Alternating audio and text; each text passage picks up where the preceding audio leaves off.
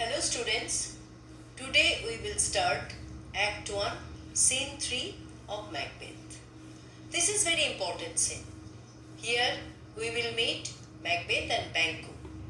They will also meet the witches who will make the prophecies on which the story will rotate. What are the prophecies? We will see. Let's start. The scene is Heath, a waste tract of land. First witch is saying, "Where hast thou been, sister?" First witch is asking second witch, "Where have you been, sister?" Second witch says, "Killing swine." Second witch answers that she was killing pigs. Third witch says, "Sister, where wert thou?"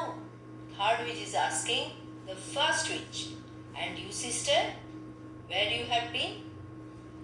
First witch says, "A sailor's wife had chestnuts in her lap and munched and munched and munched. Give me, quoth I, art thee, which the rum-fed reunion cries. Her husband's to Aleppo gone, muster of the tiger, but in a sleeve I will teeth her sell, and like a rat without a tail, I will do, and I will do." First witch is telling that a sailor's wife had chestnut in her lap and kept crunching those. First witch asked her to give some, but the sailor's wife, the fat woman, shouted at her and ordered her to get out. First witch is saying her husband, means the sailor, has sailed off to Aleppo as master of a ship called the Tiger. First witch will sail there in a kitchen steamer, and she will turn herself into a rat without a tail and do something devilish to him. Second witch, "I will give thee a wind." Second witch is saying that she will give some favorable wind to sail there. First witch is saying, "Thou art kind," which means she gives thanks. Third witch, "And I another." Third witch says she will give another favorable wind. First witch is saying, "I myself have all the other, and the very ports they blow, all the quarters that they know. In the shipman's skirt I will drain him dry as hay. Sleep shall neither night nor day hang upon his penthouse lord. He shall leave a man forbid.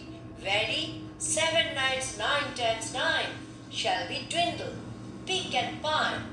Though his bark cannot be lost, yet it shall be tempest tossed. Look what I have, look what I have." The vindictive first witch is saying she already has control of all the other winds, along with the ports from which they blow, and every direction on the sailor's campus in which they can go, in all the direction of the sailor's compass in which they can go. She will drain the life out of him. He won't catch a wink of sleep, either at night or during the day.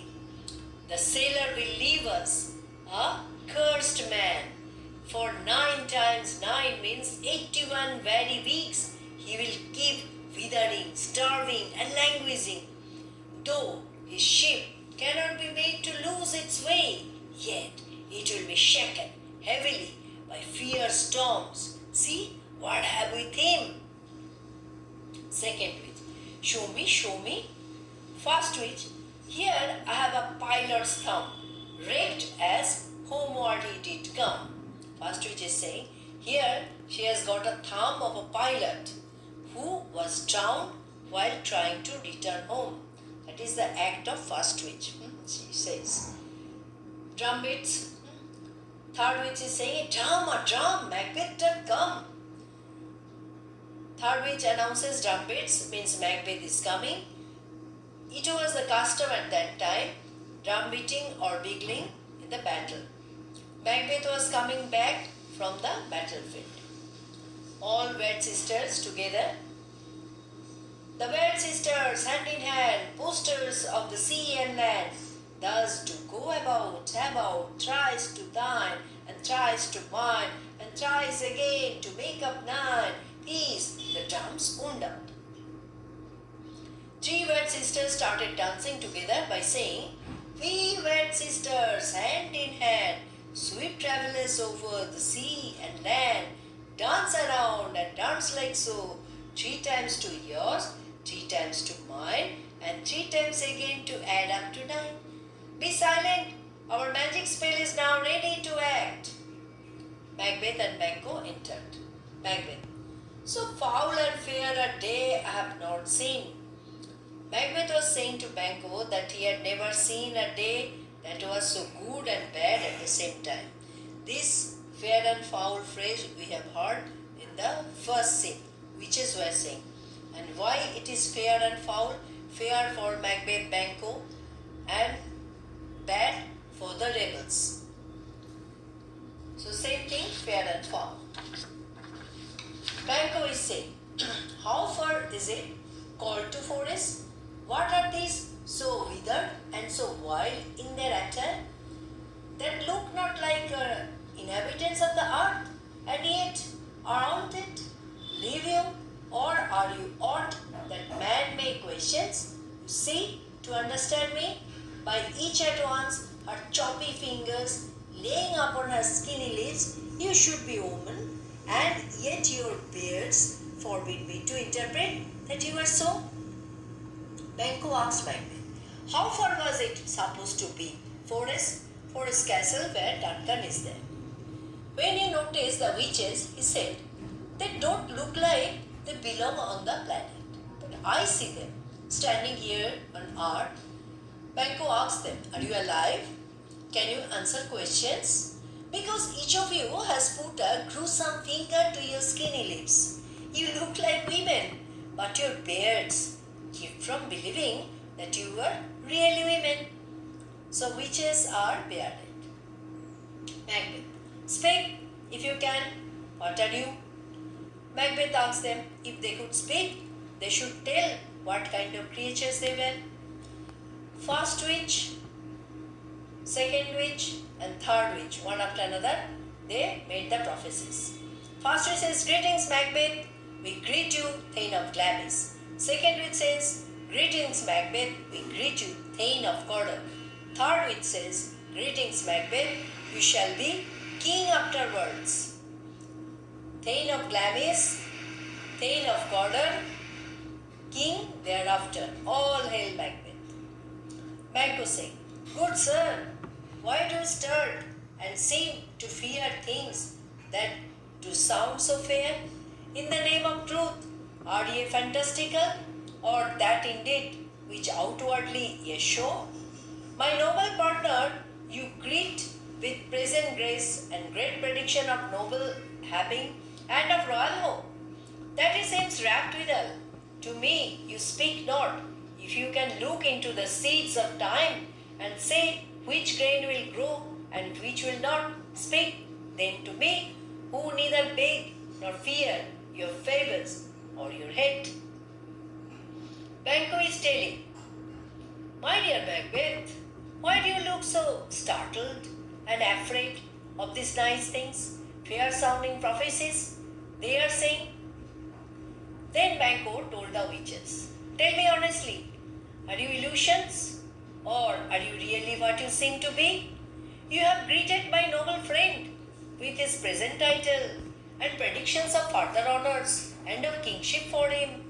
He appears to be lost in thought over that you have said, but you don't say anything to me.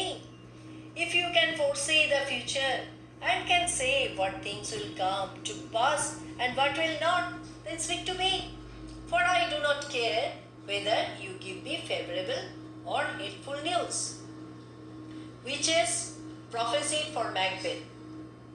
He is Glamis, he will be Cawdor, he will be king. But they did not say anything about Banquo. That's why Banquo asking them. Three sisters all says, "Hail, hail, hail." That means greetings, greetings, greetings. Then first witch says to Banquo. Lesser than Macbeth and greater. You are lesser than Macbeth but also greater. How? Second witch. Not so happy, yet much happier. You will not be as fortunate as Macbeth, yet much happier. Third witch says, you shall get kings, thou you be none. So all hail Macbeth and Banquo. Third witch says, your descendants will be kings, even though you will not be one. So greetings Macbeth and Banquo. By this saying, they just vanished. Banquo will not be the king. His descendants will be the king. Macbeth says, stay, you imperfect speakers, tell me more. But Signals said, I know I am Thane of Glamis, but how of Cawdor? The Thane of Cawdor lives, a prosperous gentleman, and to be king stands not within the prospect of belief, no more than to be Cawdor. Say, from whence you owe this strange intelligence, or why upon this blasted heath you stop our way with such prophetic greetings? Speak, I charge you. Macbeth told the witches, wait, you only told me part of what I want to know. Stay and tell me more. I already know I am the Thane of Glamis because I inherited the position when my father Senel died. But how can you tell me, Cawdor? A Thane of Cawdor is alive and he is a rich and powerful man, and for me to be the king is completely impossible, just as it's for me to be the Thane of Cawdor.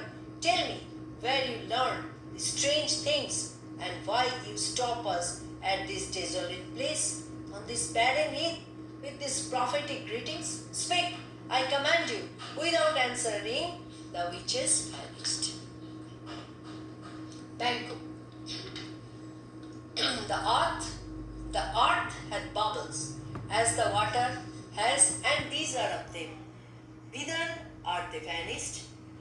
After disappearance of the witches, Banquo says, the earth has bubbles, just like the water, and these creatures must have become from the bubble. Where did they disappear to? Macbeth. They disappeared into the air, and what seemed corporal melted as breath into the wind. Would they had stayed? Macbeth says they disappeared into the thing. They disappeared into the thin air, Thin, thin air. Their bodies melted like breath in the wind. I wish they had stayed longer. Bang. Were such things here as we do speak about? Or have we eaten on the insane route that takes the risen prisoner?